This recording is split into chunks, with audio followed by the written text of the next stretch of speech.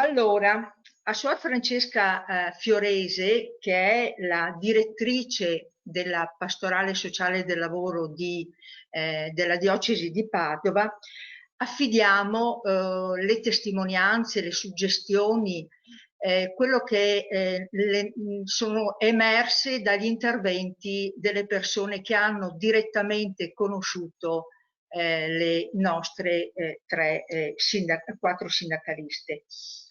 Però, e di contestualizzarla ovviamente queste vite vissute di impegno all'interno del sindacato. Però vorrei proporre un ulteriore elemento di riflessione e mi riferisco a un recente libro che è stato pubblicato da Vito Mancuso, filosofo e teologo, Il coraggio e la paura, che ha scritto al termine del periodo del primo lockdown, e parlando delle tre virtù teologali, e diceva fede, speranza e carità. Allora, sono per antonomasia classificate come virtù cristiane, però dice ci sono esempi di grandi uomini che pur non essendo credenti, hanno rappresentato in maniera esemplare queste virtù, in special modo la virtù della speranza.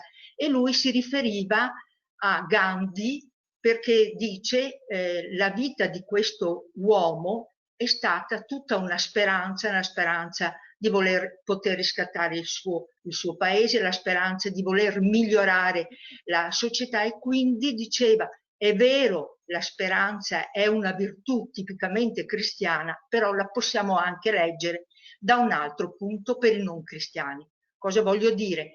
Che rispetto al tema di oggi potremmo tutti ritrovarci, perché la speranza è quello che ci dà forza, motore per andare avanti e per continuare la nostra battaglia nei posti di lavoro, nella società, per renderla più giusta e migliore. Ecco, questa è la prima suggestione che ti voglio passare, Suor Francesca. È chiaro che tu poi dirai tutte le cose che hai in mente e che hai preparato per noi, per dare maggior valore a questo nostro incontro. A te la parola.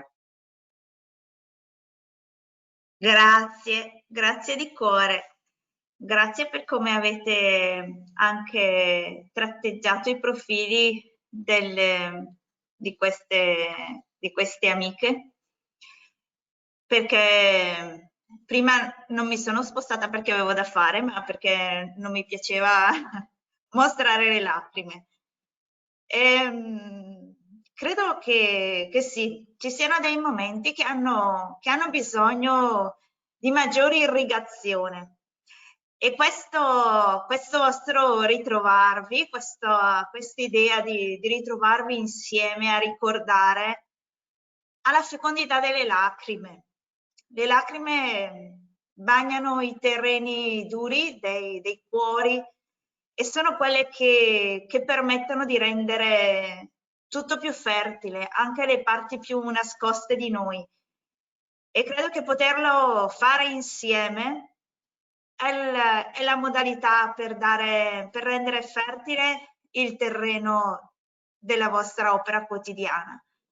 Quindi grazie, perché ci vuole coraggio anche per fare queste cose, perché ci si sente quando le si organizza magari un po' dei nostalgici che vogliono un po' occupare il tempo dell'efficienza, mentre invece è questa l'efficacia e che è molto più importante dell'efficienza.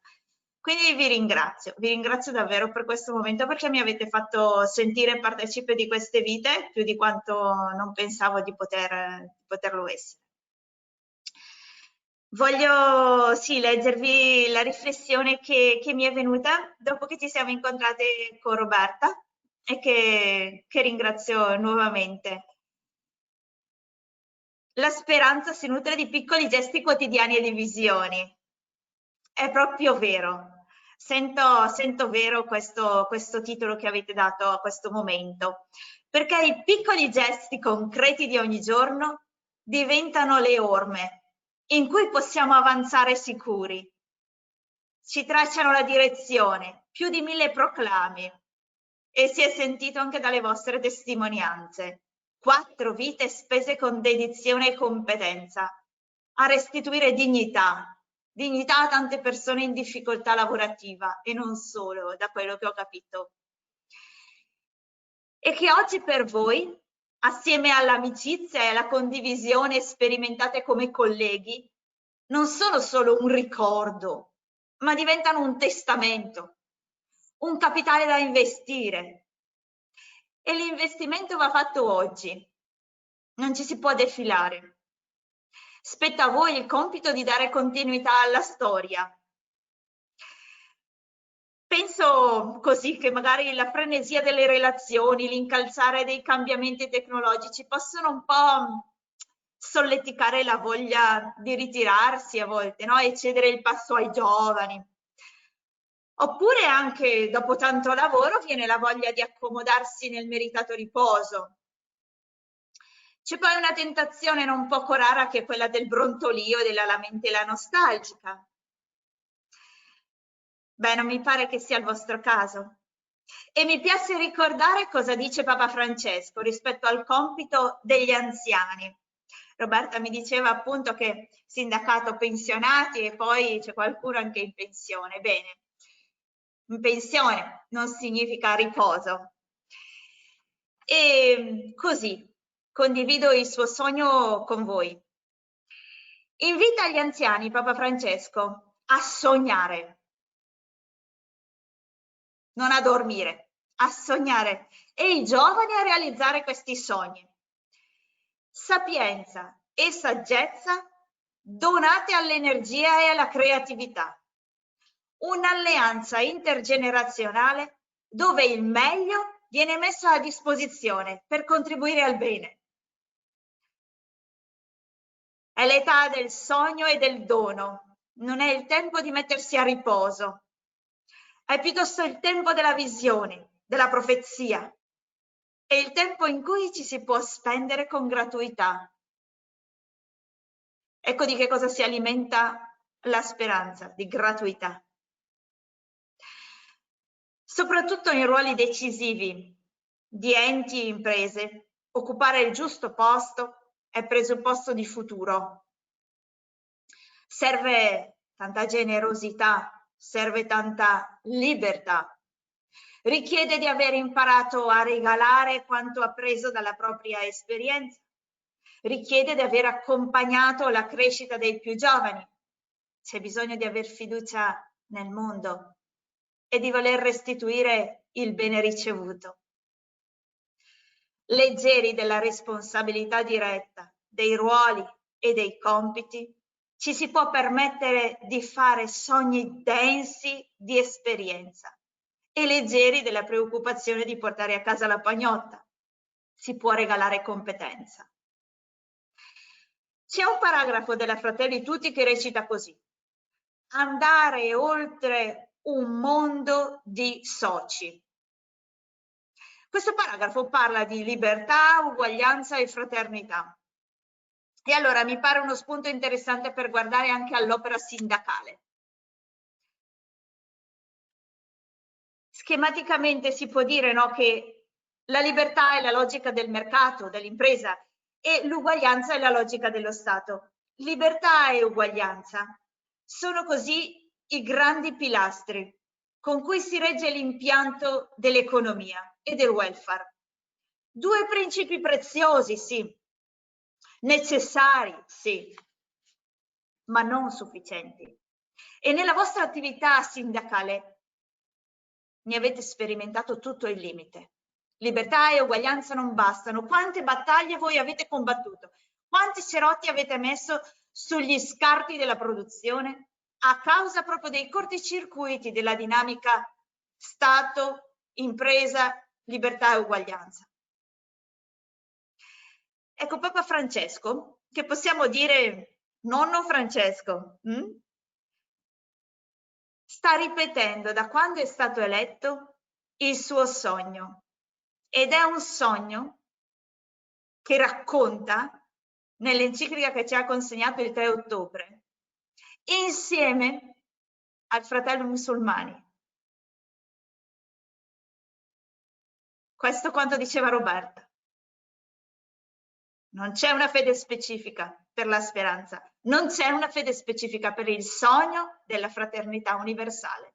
Questo è il sogno di Papa Francesco, questo è il sogno che possiamo fare anche noi. Vi invito ad avere lo stesso sogno, perché è un qualcosa di tanto concreto e non ha bisogno di gente che sta a strusciare il piede alla Madonna, ma ha bisogno, per concretizzarsi, di persone che conoscono le fatiche concrete del quotidiano e sa che il bene è possibile e può cambiare le sorti di una storia. Questo è avere speranza in cuore. Il bene è possibile e può cambiare le sorti di una storia, fosse anche solo la storia di una persona che riusciamo ad aiutare. C'è una fraternità da costruire, un pilastro da aggiungere o da costruire in modo nuovo. C'è il soggetto società, comunità, che si deve riappropriare del suo ruolo. Economia, impresa e Stato non possono da soli reggere la sfida del futuro. Non possiamo continuare a gestire correttori sociali, serve protagonismo sociale. Non possiamo neppure mantenere contrapposizioni sociali, serve equità sociale. So che parlo a chi può condividere appieno questo pensiero e questo sogno, a chi si batte ogni giorno concretamente per questo sogno. E provo a spiegarmi perché non bastano i correttori sociali e non si possono mantenere le contrapposizioni, ma serve protagonismo ed equità sociale. Finché l'economia e la finanza si preoccupano di produrre ricchezza e lo Stato di colmare le lacune di chi resta escluso, la società sarà sempre e solo oggetto e le divergenze aumenteranno esponenzialmente. E le tensioni le leggiamo sui nostri quotidiani, anche nella nostra Europa. A questa distorsione strutturale si aggiunge un morbo culturale che ormai sta plasmando la mentalità. Viviamo in un contesto in cui il lavoro non ha valore. La perdita di valore economico del lavoro ha portato all'erosione del suo valore culturale e anche sociale. Per l'imprenditore il lavoro è sempre più un costo, quindi una perdita. Ma il problema è che anche per il lavoratore è sempre più una fatica e quindi una perdita. Il lavoro, fatti 4 conti, non conviene. Se l'interesse mi è garantito da una rendita, perché lavorare? Penso che questa sia la più grande povertà che abbiamo oggi. Stiamo negando la nostra stessa natura, lo strumento attraverso cui possiamo realizzare la nostra persona e contribuire alla realizzazione della società passa in secondo piano rispetto alla rendita. Il valore del lavoro viene dopo quello della rendita, qualsiasi essa sia nella mentalità comune, che venga dalla finanza, dai macchinari, dalla tecnologia o dai sussidi. Quanta enfasi sui sussidi. Se accettiamo che il progresso possa fare a meno del lavoro, scegliamo di negare la nostra stessa natura umana. Neghiamo di esercitare la dimensione attraverso cui possiamo realizzarci. Neghiamo i presupposti di una società felice, perché aumenteranno le disuguaglianze e saranno minate le fondamenta della pace sociale. Non ci si può accontentare che pochi producano ricchezza. Non ci si può accontentare neppure se tutta la ricchezza prodotta fosse redistribuita, e neppure se fosse redistribuita a tutti, perché non solo tutti hanno diritto al pane, ma tutti abbiamo diritto a procurarcelo. Tutti hanno diritto a dare il proprio contributo, a sentirsi protagonisti, tutti, e tutti nel rispetto della propria differenza. Il lavoro è ben più di un diritto, è la dimensione costitutiva di ogni persona. Va ridato valore al lavoro.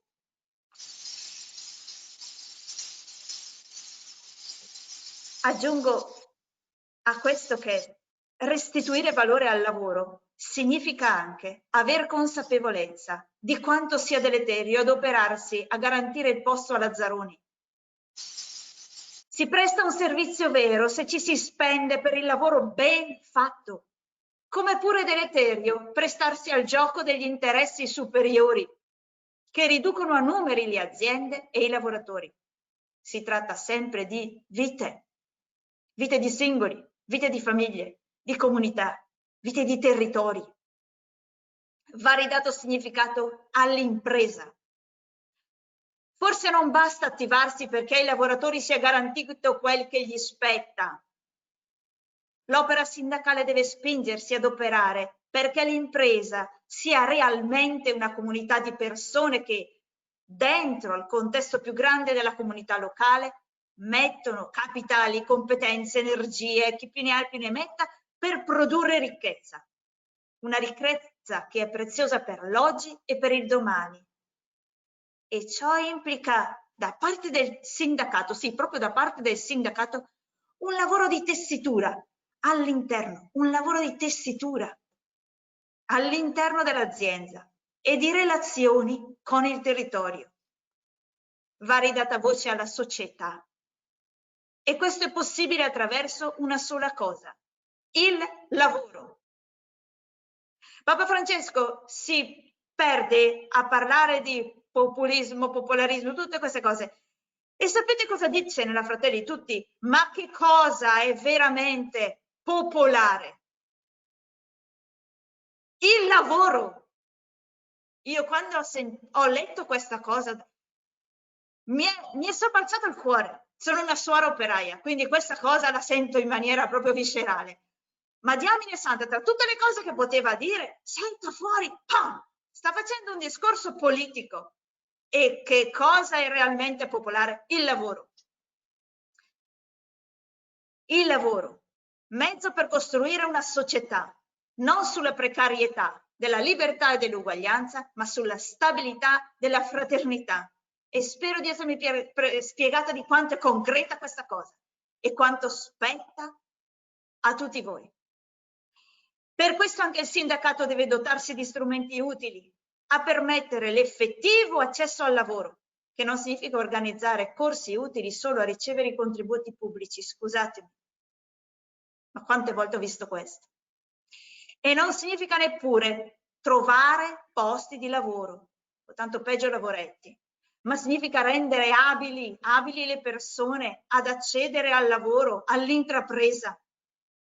Le agenzie incrociano domanda e offerta. Bene, lo facciano. I centri per impiego, se ce la fanno, allocano qualcuno. Il sindacato accompagna.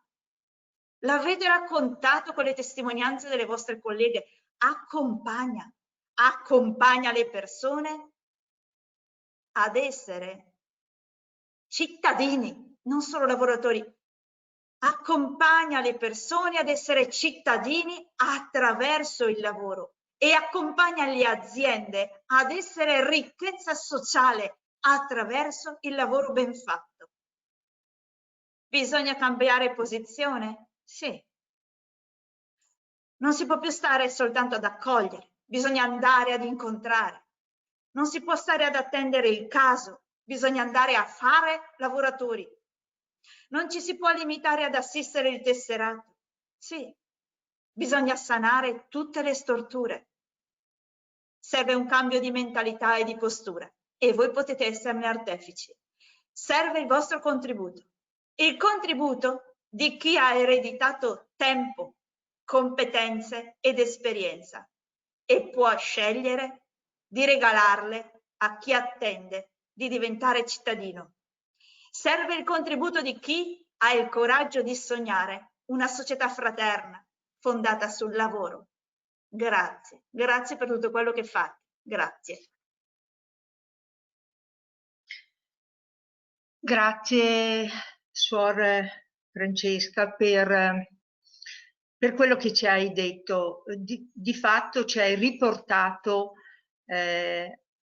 alla nostra natura, ci hai richiamati a essere sindacato, cioè fare per gli altri quello che vorremmo che fosse fatto per noi. Ti ringrazio anche per la tua schiettezza, perché nella tua comunicazione ci hai richiamato a un compito importante, cioè quello di continuare ad esserci ed a esserci da protagonisti per l'equità sociale.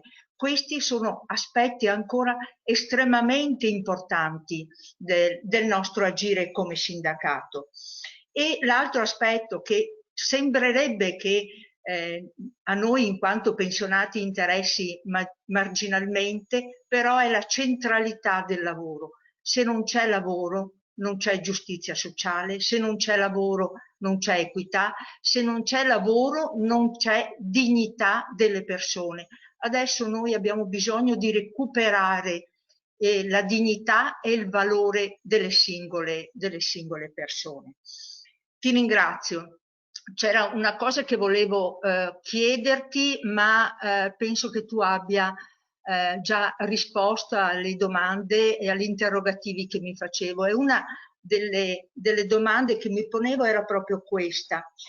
La speranza può essere o dovrebbe essere un atteggiamento di apertura positivo verso gli altri per superare il nostro io egoistico che viviamo o che ci vorrebbero far vivere ogni giorno, per passare ad un noi diciamo a un noi consapevole, inclusivo e maturo. Ecco, forse questo è il passaggio che insieme dobbiamo fare, dall'io al noi inclusivo, consapevole e maturo. C'è qualcuno di voi che vuol fare qualche domanda a Suor Francesca? Se qualcuno, vedo che abbiamo un po' di tempo. Roberta, io? Sì, bene. Volevo solo chiedere a Suor Roberta se si potrebbe avere il suo discorso, visto che l'aveva scritto. Si può? È tutto registrato, non si preoccupi. Ecco. Grazie, bene, allora. Te lo chiederò allora, grazie. Non c'è problema. Qualcuno che vuol fare una domanda? Perché se non c'è nessuno... Vanna. Vanna, non si sente? Ecco.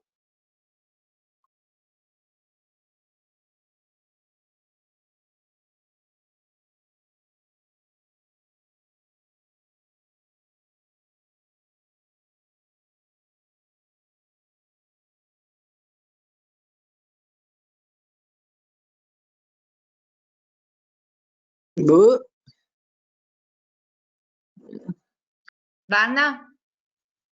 Vanna, non ti ci sente? Vediamo. Adesso ti sentiamo. Mi sentite ora? Ok, no, io volevo dire a Suor Francesca, se l'intervento ce l'ha scritto e ce lo gira in mail, noi possiamo poi diffonderlo ai nostri consigli generali, anche se non sono presenti, perché mi sembra anche una interpretazione molto attuale su quella che è stata l'enciclica di Papa Francesco, che è stata definita l'enciclica non solo per i cattolici, ma per tutto il mondo e per tutto, soprattutto il mondo del lavoro. Quindi se Suor Francesca ce la gira, noi poi provvediamo attraverso i nostri consigli generali a diffondere il ragionamento che lei ha fatto, che mi sembra molto importante. Brava, era quello che avevo chiesto. Grazie. Noi abbiamo la registrazione, però dalla registrazione bisognerebbe estrapolarlo. Se lei ce l'ha scritto, facciamo molto prima, insomma. Certo, volentieri.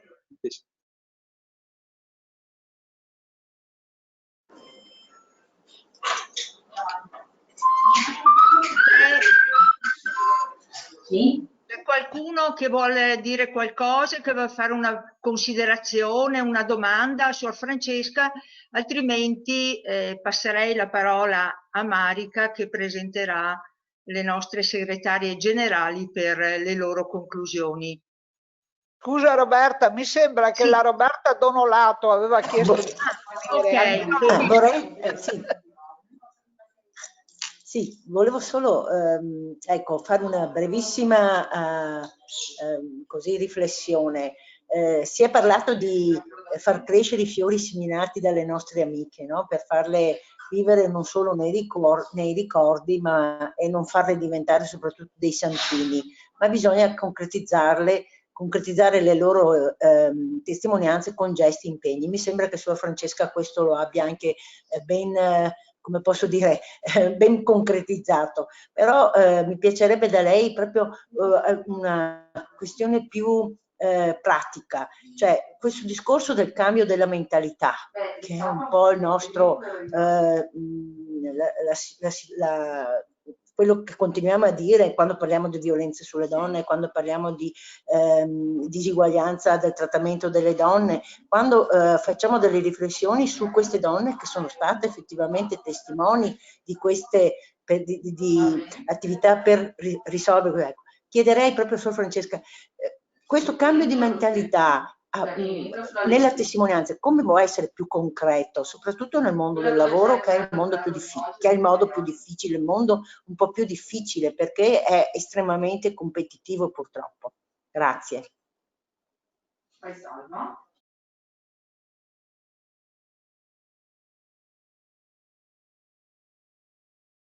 Penso che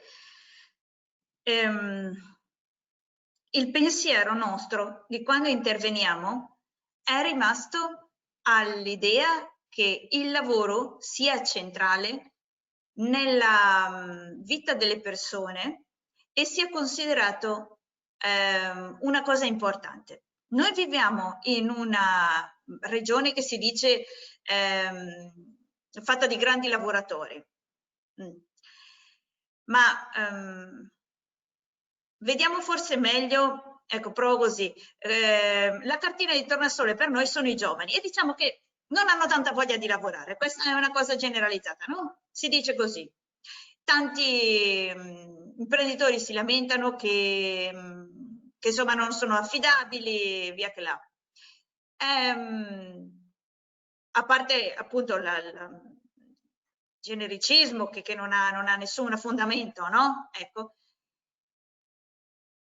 Ma il problema è che non è vero che per i giovani non ha valore il lavoro, anzi, in loro, e ascoltandoli e stando vicino, voi lo sapete anche, c'è tanto desiderio di realizzarsi attraverso delle modalità in cui possono esprimere le loro competenze, le loro capacità e i loro doni.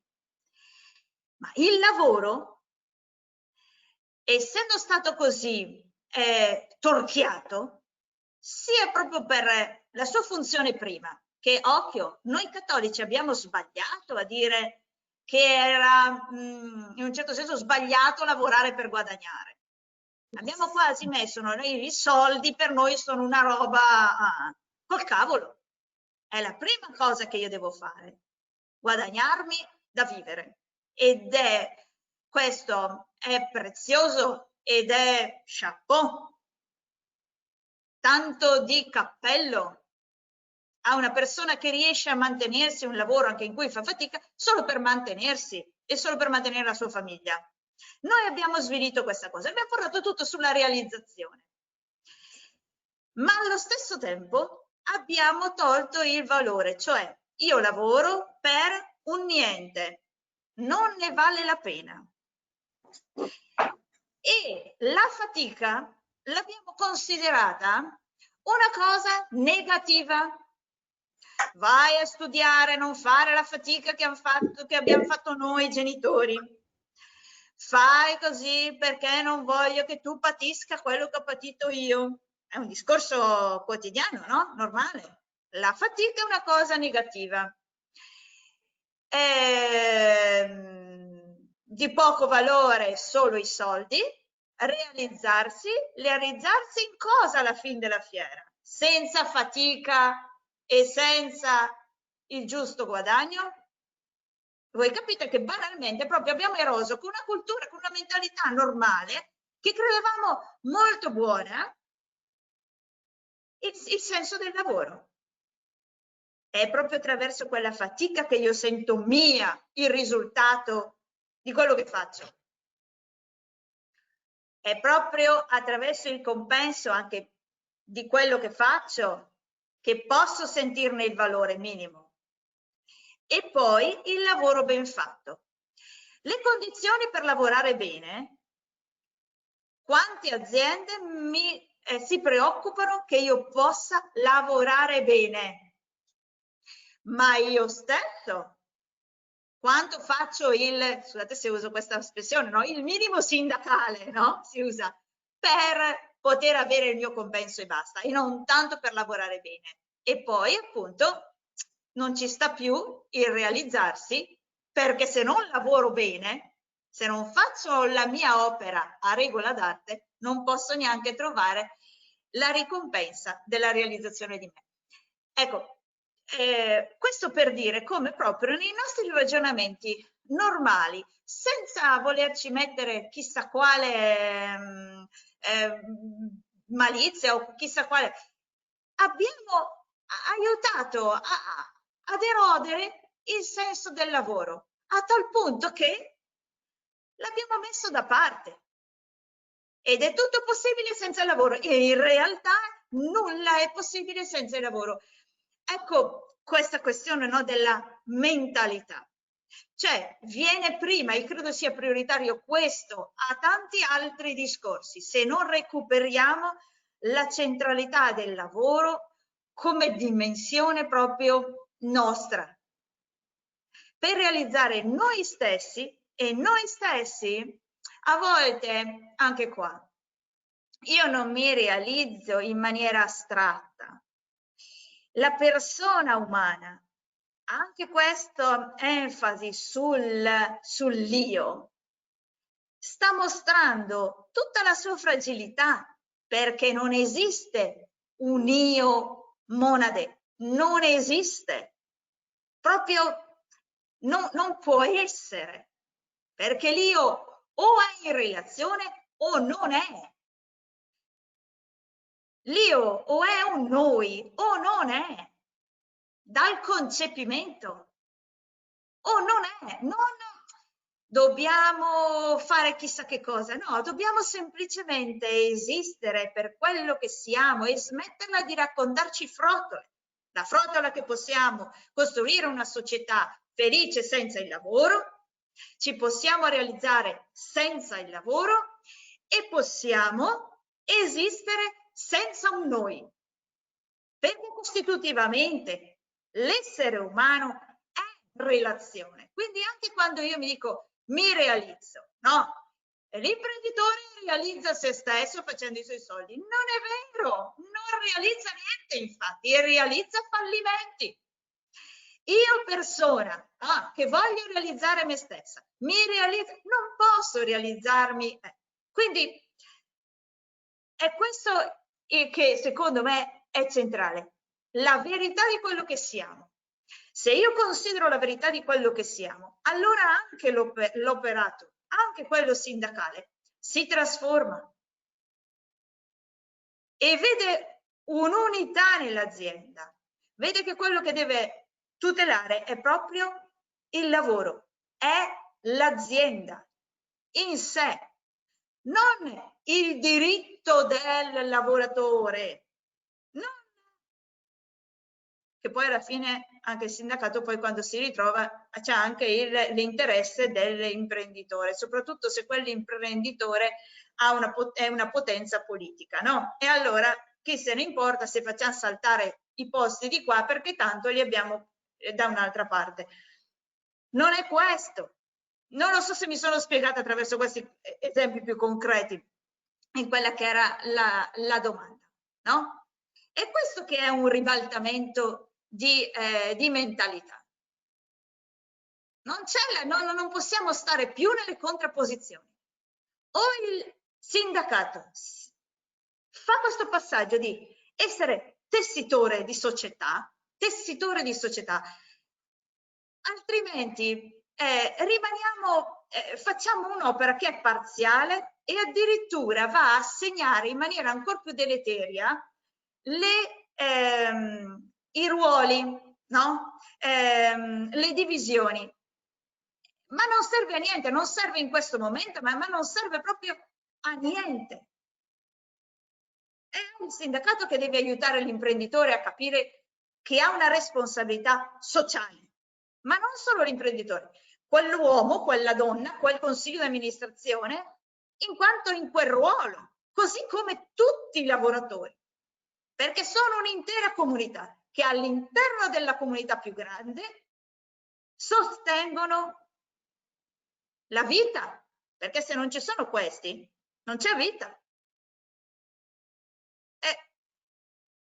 Ecco, spero, cioè sì, non la voglio tirare troppo in lunga, no? Ma altrimenti se noi ci battiamo per i diritti e i doveri, non basta, non basta.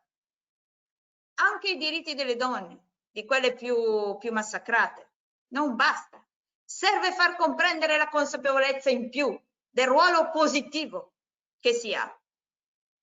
E in questo modo si toglie il sottobosco o anche le querce che fanno troppa ombra oppure soffocano le esperienze positive. Puntando al positivo, non ti preoccupare della gramigna, guarda il grano. Se voi riuscite a coltivare bene il grano, allora ci sarà pane. Se invece ci preoccupiamo sempre e solo della gramigna, rischiamo di estirpare le pianticelle buone e rimaniamo sempre con gli occhi puntati al male. Questo non aiuta la speranza. Bisogna amarlo il mondo, amare il futuro, credere nelle sue potenzialità. Io penso questo.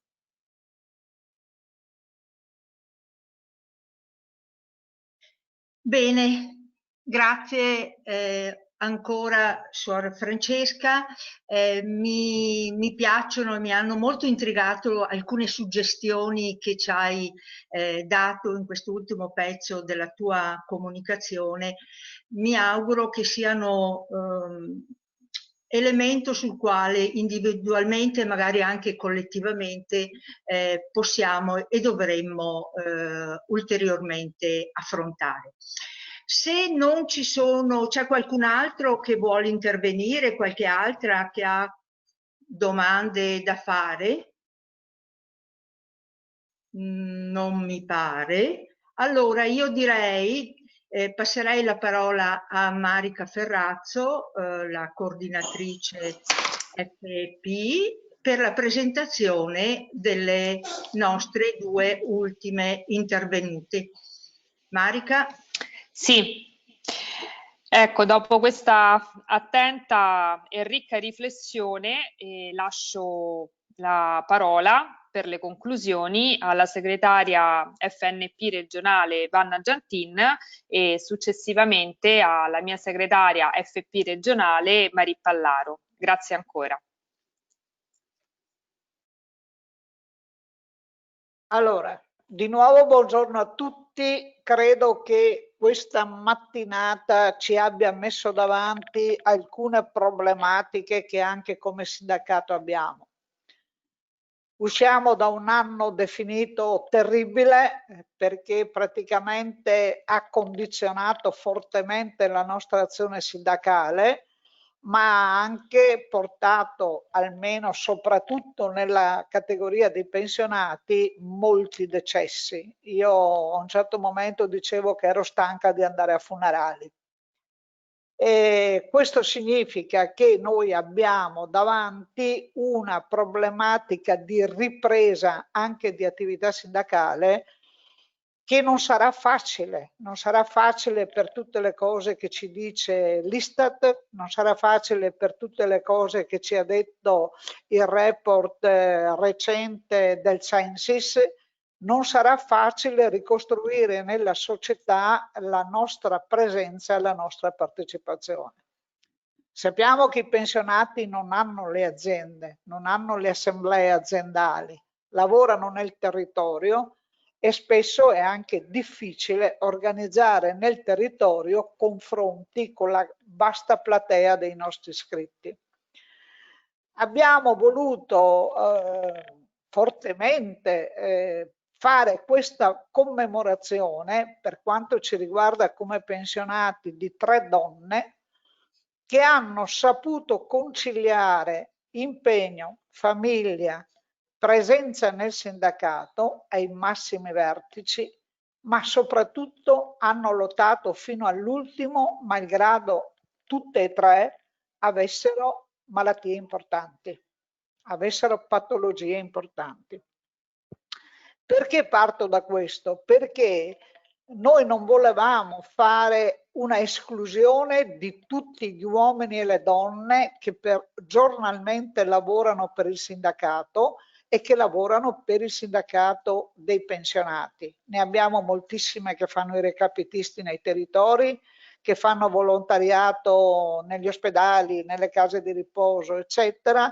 Ne abbiamo moltissimi uomini e donne che ogni giorno rappresentano la nostra organizzazione con fatica e con impegno. Però credo che in questo momento noi dobbiamo anche fare un ringraziamento particolare come categoria di pensionati a tutte le donne e uomini che lavorano nella sanità, e sappiamo che la maggioranza sono donne, e che sono impegnate negli ospedali, nelle case di riposo, a difendere gli anziani che questa società sempre di più considera praticamente un residuo.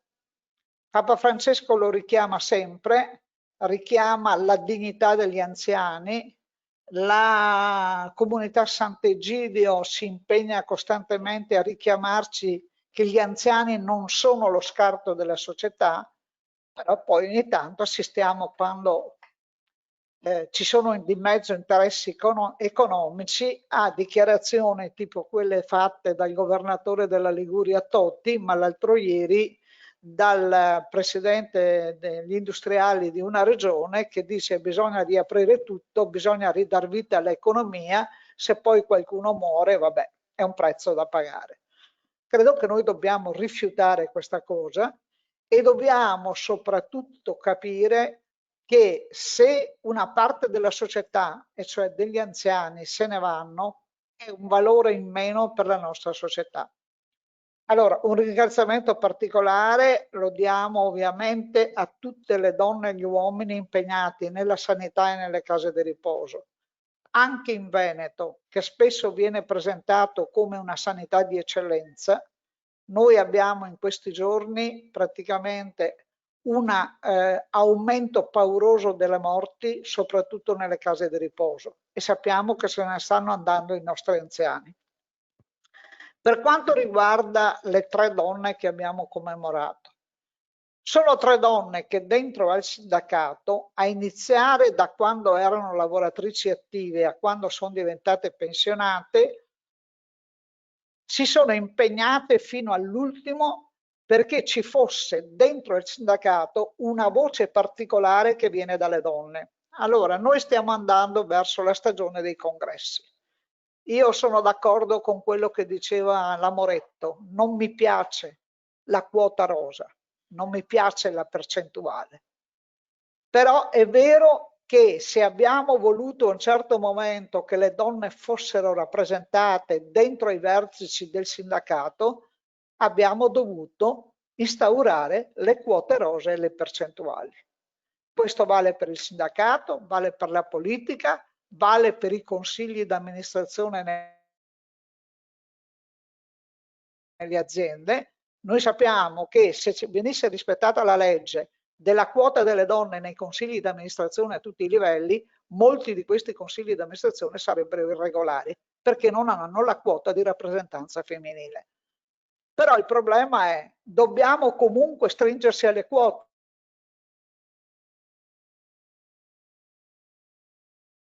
per fare presente le donne?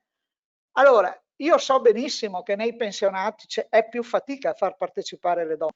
Perché? Perché quando diventano pensionate diventano nonne e quindi smettono il lavoro della famiglia, ma assumono di nuovo il lavoro di fare i nonni e quindi di accudire i nipoti e quindi di aiutare i figli e quindi di aiutare la famiglia attraverso questo impegno. Però io credo che noi dobbiamo diffondere, soprattutto nel sindacato, l'idea che il sindacato pensionati assume valore se dentro abbiamo non la quota rosa, ma il più alto numero possibile di donne che possono contribuire con idea e con impegno a far forte il nostro sindacato. Noi sappiamo che in questo periodo terribile la quota delle donne è quella che ha pagato il maggior prezzo di licenziamenti e di espulsione dal mercato del lavoro. Cerchiamo che la nostra azione sia quella che, oltre a far rientrare le donne sul mercato del lavoro, sia anche quella di fare in modo che le donne nel sindacato siano presenti non tanto per quota rosa, ma perché hanno un valore aggiunto da dare al sindacato. Io so, noi ormai ci stiamo avviando all'apertura del percorso congressuale. Primi mesi dell'anno prossimo avremo le assemblee pre-congressuali e noi sappiamo tutti, perché non siamo nati ieri, che quando cominciano i congressi, a cominciare dalle assemblee territoriali, comincia la corsa ai posti, perché ovviamente tutti corrono a rappresentare la propria candidatura. Io, per l'esperienza che ho fatto in questi anni e soprattutto nell'ultimo periodo, augurerei che noi nel territorio trovassimo le donne che entrano negli organi del sindacato e soprattutto nel sindacato pensionati, che siano donne disponibili, impegnate e soprattutto pronte a partecipare a far crescere la nostra organizzazione. Non ci servono donne statuine da mettere lì perché tanto dobbiamo raggiungere una percentuale, perché queste non aiutano a crescere, non aiutano la nostra organizzazione a proliferare e non aiutano soprattutto la rappresentatività del sindacato nella società.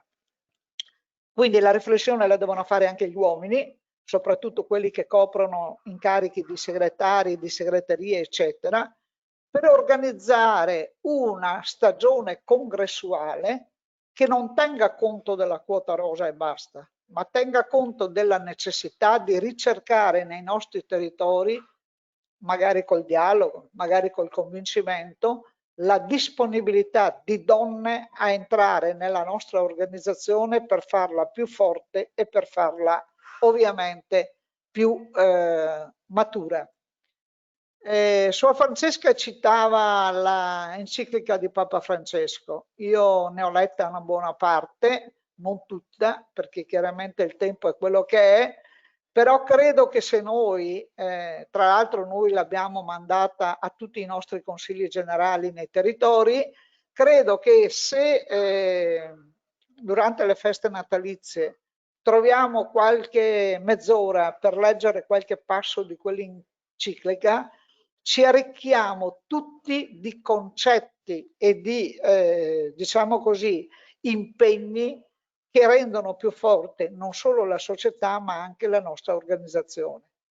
Quindi aver ricordato queste tre donne che hanno saputo coniugare impegno familiare, impegno nel lavoro quando erano attive, impegno nel sindacato quando erano attive e quando erano pensionate, sia stata una maniera importante per ricordare il ruolo delle donne nel sindacato a tutti i livelli, anche quelle che svolgono lavoro di delegate in fabbrica, di delegate nel territorio, eccetera, ma soprattutto come un messaggio che noi lanciamo al prossimo congresso di tener conto della rappresentanza femminile non tanto per numero, ma per la ricerca di persone che hanno voglia, impegno di essere presenti e rafforzare la nostra organizzazione. Ringrazio tutti quelli che hanno partecipato e soprattutto Suor Francesca, che ci ha dato sicuramente delle pillole di saggezza.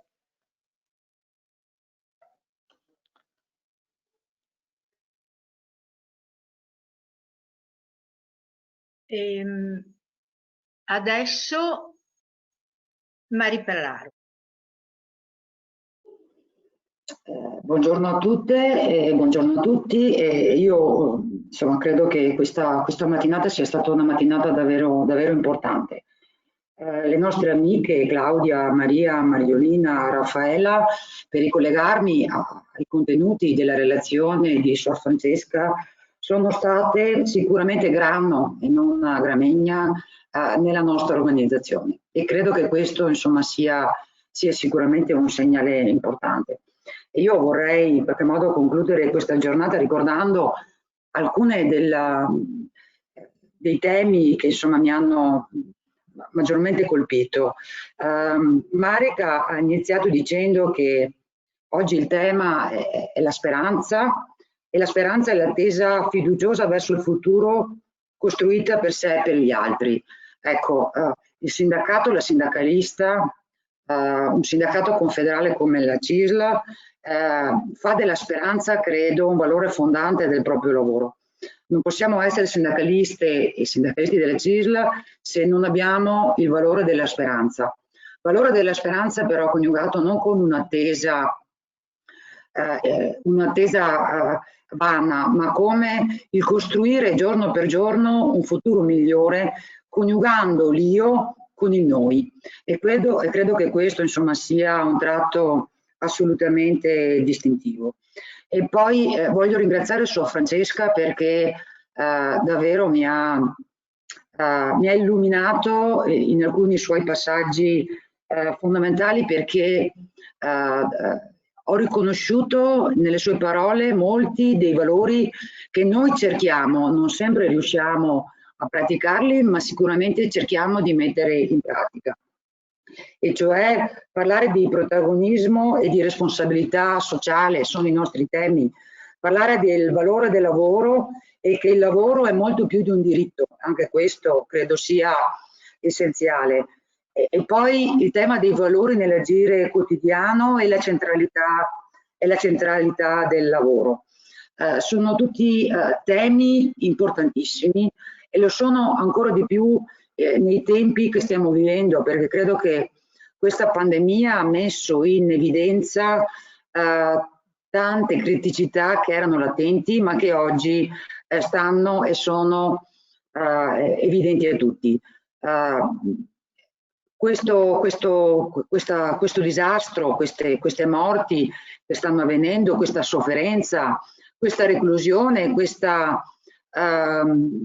noi abbiamo tanti anziani che sono chiusi nelle case, ci deve portare a tutti insieme a ipotizzare proprio nell'idea di speranza e di lavorare per una società migliore che tenga davvero conto il valore del singolo all'interno di una comunità. E credo che questo insomma siano temi che assolutamente ci possono aiutare da qui in poi, e sono credo i contenuti che le nostre amiche ci hanno lasciato e sui quali noi dobbiamo continuare per mettere in pratica la loro eredità. Mi ricollego anche all'intervento della Vanna quando dice che in CIR c'è bisogno dell'apporto delle donne. So che è faticoso, lo so perché sono una donna, rivesto un ruolo importante dal punto di vista della responsabilità e onestamente devo dire che è stato in alcuni momenti della mia vita anche faticoso, perché sono una donna che ha sempre lavorato, ho una famiglia, ho figli, ho avuto poi, come tutti noi, il ruolo di assistere anche i genitori anziani, che è un nostro, insomma, è stato in qualche modo una consolazione oltre che un dovere, però io devo dire che nel momento in cui c'è l'impegno e c'è la motivazione e noi dobbiamo aiutare le donne a trovare motivazione per entrare nel nostro mondo, diventare parte attiva del sindacato, poi la soddisfazione quotidiana di fare questo lavoro, e dico lavoro con il significato profondo che ha dato Suor Francesca, perché anche fare il sindacalista è un lavoro con tutto quello che di bello comporta il significato di questo tema.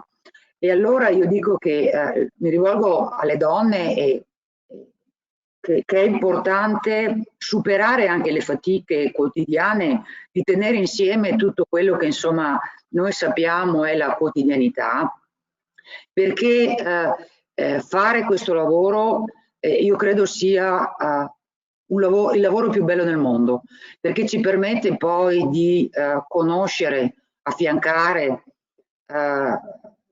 aiutare persone che magari sono più fragili e fare quello che ancora diceva Suor Francesca. Noi non dobbiamo assistere, ma il nostro ruolo più importante è quello di rendere ogni persona, ogni lavoratore in grado di dare il meglio di sé, per la propria famiglia e per la società. E credo che questo sia un ruolo importante per un sindacato confederale. Non a caso noi siamo un sindacato confederale che cerca di tenere insieme il lavoro, importante, fondamentale per tutto quello che è stato detto, ma il lavoro all'interno di una società, perché è noi in qualche modo che siamo lavoratori e che in qualche modo ci spendiamo anche poi per una società migliore. Davvero dobbiamo dare o ridare dignità anche al nostro ruolo di sindacalisti. E poi ringrazio Vanna, perché poi io sono segretario generale della funzione pubblica e rappresento tutti quei lavoratori che oggi in quest'anno sono stati in prima linea. Claudia era parte di questo mondo perché era un OS che lavorava all'interno di una RSA, ma ricordo anche tutti gli operatori e tutto il mondo dei lavoratori della sanità che oggi stanno davvero combattendo una battaglia pesante, perché a fianco della fatica del lavoro che nobilita, c'è anche la fatica del sostenere situazioni così tragiche, perché morire in solitudine credo sia la cosa peggiore che può capitare a una persona.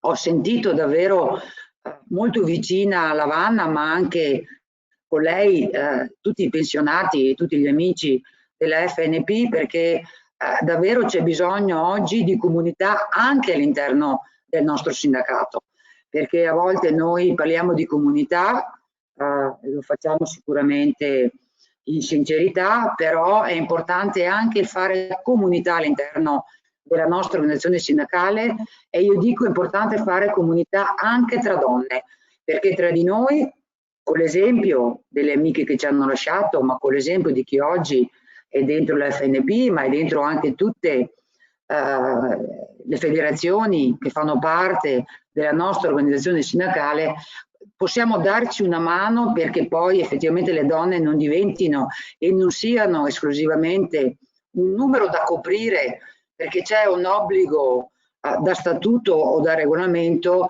ma perché davvero la nostra CISL, questa comunità, ha bisogno della sensibilità di quelli che sono poi i contenuti che le donne da sempre e ancora di più oggi possono dare per coniugare quello che, e torno al tema iniziale, che è la speranza, perché poi la speranza diventi realtà e diventi una comunità migliore per tutti. Grazie ancora e buona giornata. Bene, non vedo più Marica, so che potrebbe ci essere... sono. Bene, ti do la parola, Marica. Sì, grazie Roberta. E grazie prima di tutto a Sor Francesca, grazie mille per questa riflessione così importante, così sentita. E grazie a Marie Pallaro, la mia segretaria regionale, grazie a Vanna Giantin, a questi due contributi così importanti. E un grazie speciale a Roberta per la realizzazione di questa giornata e grazie a tutti voi che ci avete seguito con attenzione e ci avete sostenuto. Vi lascio con una frase di Papa Francesco che disse durante nell'omelia della Domenica delle Palme del lontano 2013. Non lasciatevi rubare la speranza. Ecco, oggi il tema di questa giornata era la speranza, vi lascio proprio con questa frase di Papa Francesco. Non permettiamo che qualcuno ci porti via la speranza, soprattutto in questo anno, in questo momento così davvero difficile e doloroso per tutti. E vi voglio lasciare con il ricordo e l'esempio delle nostre 4 donne che abbiamo ricordato, Claudia, Mariolina, Maria e Raffaella, che tanto si sono spese e impegnate nel costruire un mondo migliore attraverso il loro lavoro e l'impegno nel sindacato, attraverso l'impegno sociale a favore degli altri e attraverso il valore aggiunto che hanno saputo apportare alla nostra organizzazione. Grazie davvero di cuore a tutti voi e con l'occasione che sia veramente un buon Natale per tutti. Ecco. Bene. Grazie a tutti. Roberta, scusa, sì. Allora, vedo nella chat che Suor Francesca fa gli auguri a tutti, quindi se li vuole fare di persona gli ridiamo la parola. Non la vedo più? Ah, eccola qua. Ho già abusato della vostra pazienza, quindi vi ho scritto gli auguri davvero di cuore. Grazie, grazie infinite, grazie.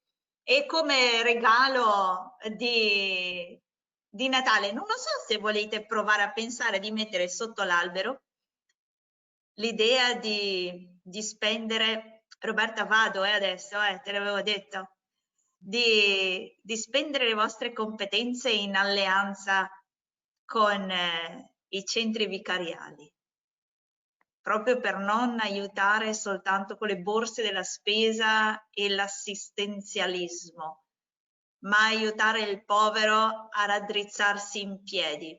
Beati voi vuol dire in piedi voi. E allora ecco, però servono le competenze, non le abbiamo.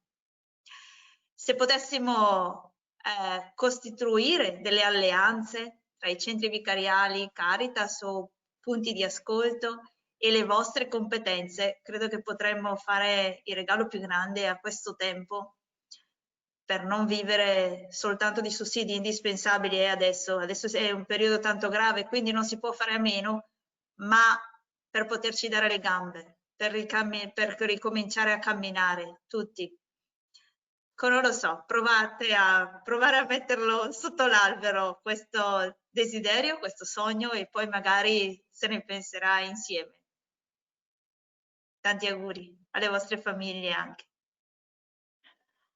Allora anche da parte nostra, da mia e della Marie Pallaro, auguri a tutti di un buon Natale, di festività serene per quanto sarà possibile vista la situazione e valuteremo in futuro se è possibile aprire collaborazione anche con i centri che ci ha proposto Suor Francesca.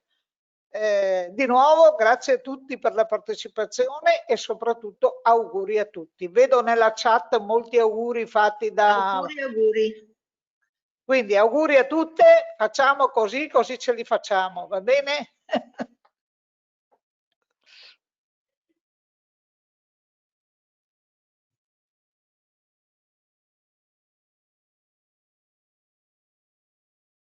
Roberta, vuoi chiudere tu? Auguri a tutte. Ciao. Auguri, Grazie. auguri, auguri. Auguri a tutti. Auguri, buon Natale. Auguri a tutte, buon Natale.